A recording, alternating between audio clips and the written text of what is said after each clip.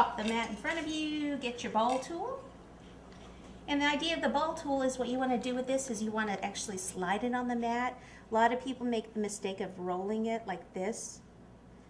What you want to do is half of it on the mat, half of it on the fondant, and just very gently go around the edge. Another mistake people make is that they actually push down too hard at the first time, and sometimes what will happen is your ball tool will stick to the fondant. If that happens, what you have to do is wipe off the excess fondant that's on your tool and start over. Now don't worry if it did say it made it like a tear, like something like that. Just take some scissors, cut that off. Okay, don't redo the whole piece of lettuce, because lettuce, the shapes are all different, so don't worry about it. But if you don't take off that excess fondant that's on the ball tool, it'll stick to this fondant. So then I just keep going back over it, and the more times I do this, see how I go back and forth, the more of a ruffled effect I'll get.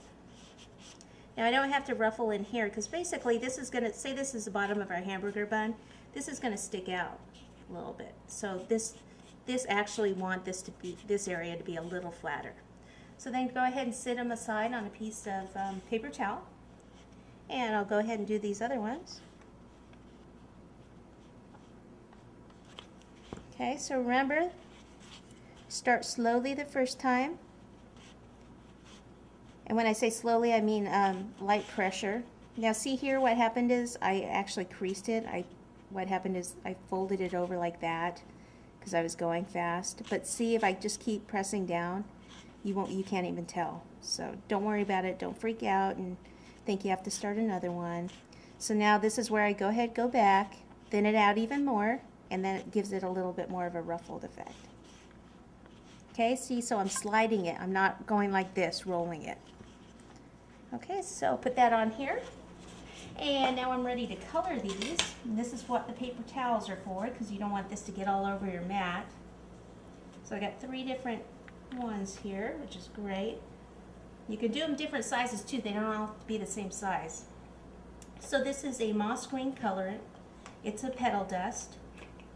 Get it at a cake decorating shop or online. They have them all over the place online. Just take kind of a flat brush, and I keep the lid here. And what I do is dip the brush, pop it on the lid first, and then go from the outside and brush inward. The nice thing about starting with the white paste, some people might go, well, why didn't you just use green fondant? It doesn't give the same effect. You know how if you look at a piece of lettuce, it has a variation of color.